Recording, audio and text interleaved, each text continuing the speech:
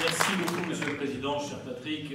Alors, la conclusion, je vais essayer de la formuler à partir des questions que vous avez posées, mais d'abord, vous dire que je suis ravi d'être associé, que je voulais être associé à votre colloque, parce que c'est à la fois un combat important, un combat difficile, mais aussi aujourd'hui, on voit un grand succès. Vous vous posiez trois questions principales à travers les différentes tables rondes qui ont eu lieu. La première, c'est comment faire cesser la haine, les discriminations, bref, les agressions contre celles et ceux qui sont les minorités religieuses en Europe. Et vous y avez répondu. Vous y avez répondu remarquablement grâce au manifeste, à la proclamation internationale que vous avez signée.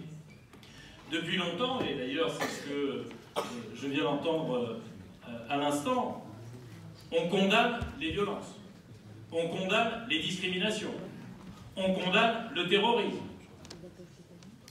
Mais condamner est nécessaire, condamner est salutaire, condamner est indispensable.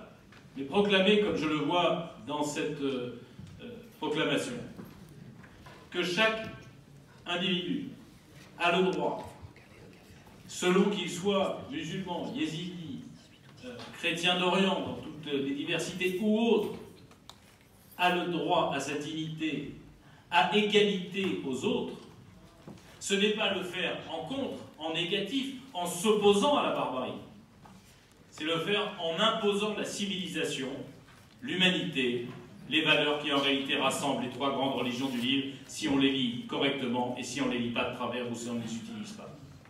Vous avez répondu à cette première question par ce moyen-là. Certes, ce n'est pas nécessaire, ce n'est pas suffisant, mais c'est indispensable et je suis frappé depuis des années, je veux t'en remercier tous les gens du Credo, mais aussi tous les participants, du fait qu'on est toujours en défensive, alors qu'en réalité la question est de passer à l'offensive, en affirmant cette égalité, en affirmant cette dignité, qu'on le fasse à titre civil, qu'on le fasse à titre religieux, on le fait en réalité dans le même objectif, et si on ne le fait pas, on n'est pas capable d'éduquer. Les barbares ont toujours existé, sous tous les temps et sous toutes les époques, seule l'éducation fait reculer la barbarie. Vous posez une deuxième question qui est celle du droit au retour.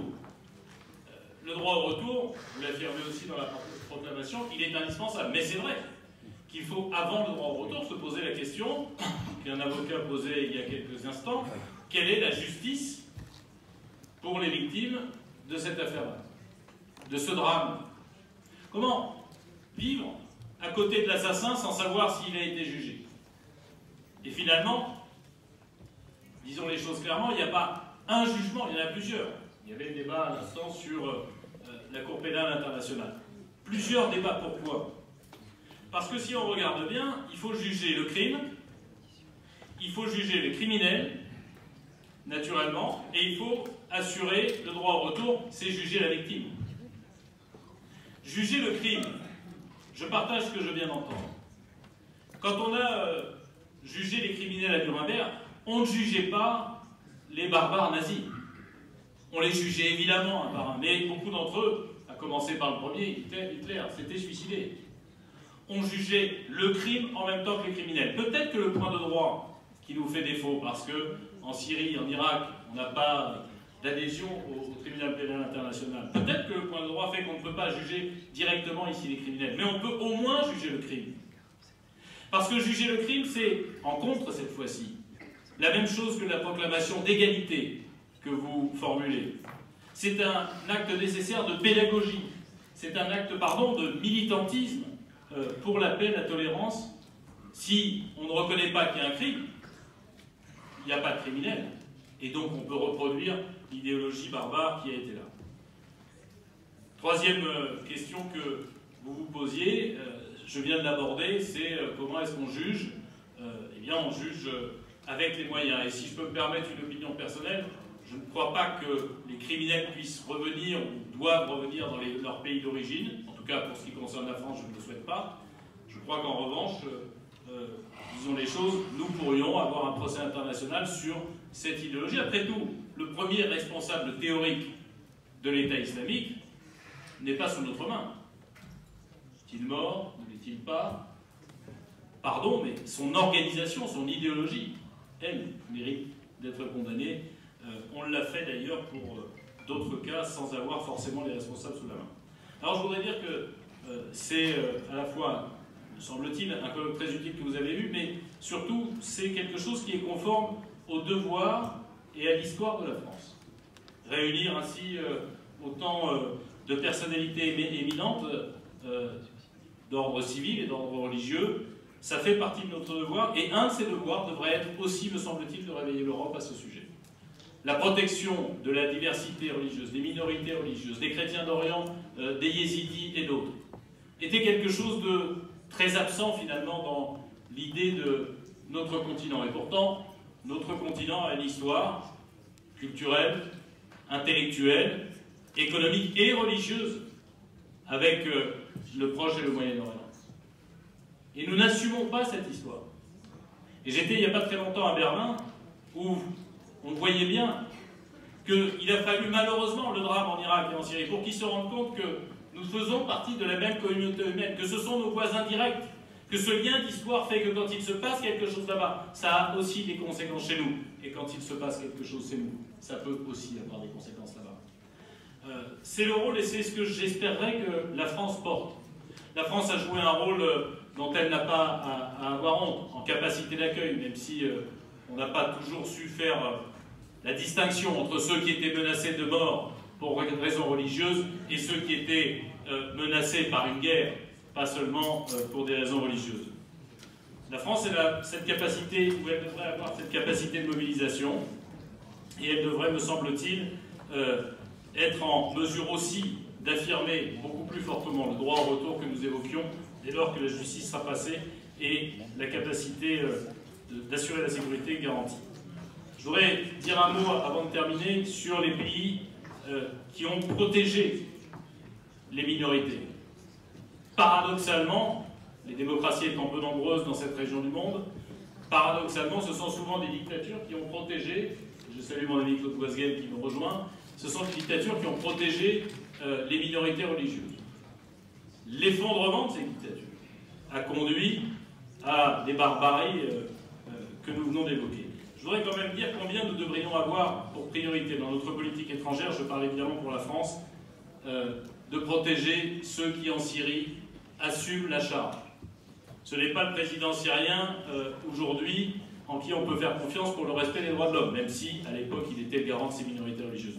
Je pense à ce qui se passe chez les Kurdes, je suis président du groupe d'études sur la question kurde à l'Assemblée nationale. Disons les choses clairement, les Kurdes de Syrie aujourd'hui sont ceux qui assument cette charge et qui sont menacés par un État, l'État turc, qui est censé être membre de l'OTAN et censé être notre allié.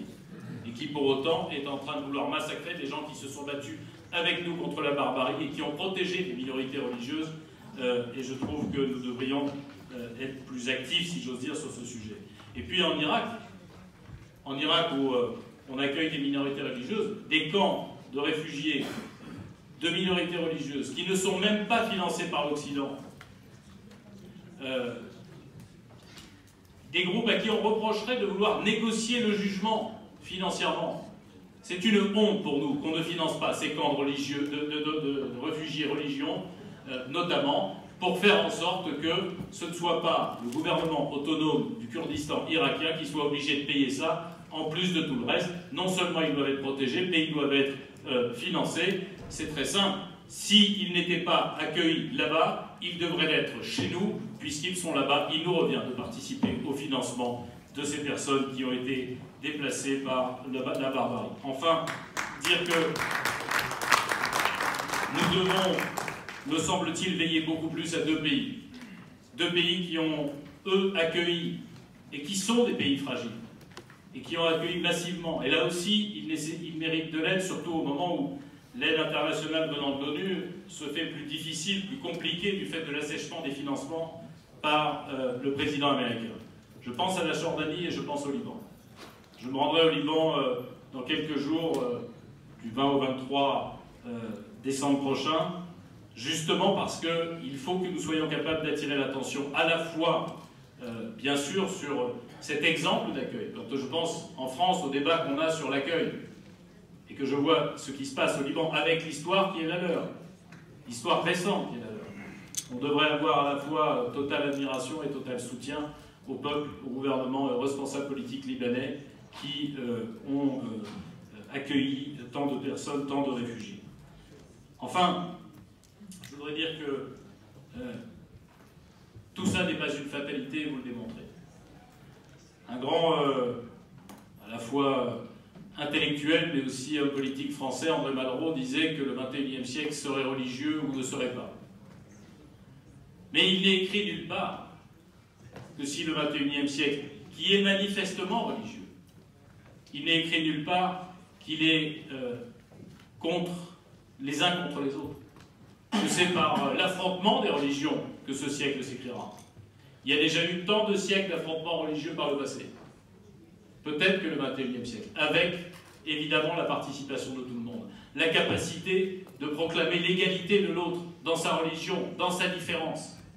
Peut-être que le XXIe siècle peut être religieux, mais celui de la tolérance, de l'humanité, de l'acceptation de l'autre, du partage avec l'autre, c'est en tout cas le souhait que je voulais formuler devant vous, et c'est, me semble-t-il, un combat qui doit être mené par chacune et chacun d'entre nous à travers nos responsabilités. Elles peuvent être politiques, elles peuvent être associatives, elles sont naturellement religieuses. Ce combat-là, c'est le seul qui fait reculer la barbarie, celle-là qui a pris le prétexte de la religion musulmane cette fois-ci, une autre qui pourrait prendre d'autres prétextes, bref, une barbarie qui ne reconnaît pas l'autre, qui ne reconnaît pas sa dignité, qui ne reconnaît pas finalement l'égalité entre chaque être humain, qu'on le juge en tant que déclaration des droits de l'homme ou création d'un produit divin. Voilà en réalité ce qui devrait être le combat de tous les gens qui sont ici rassemblés et que vous avez su rassembler consensuellement.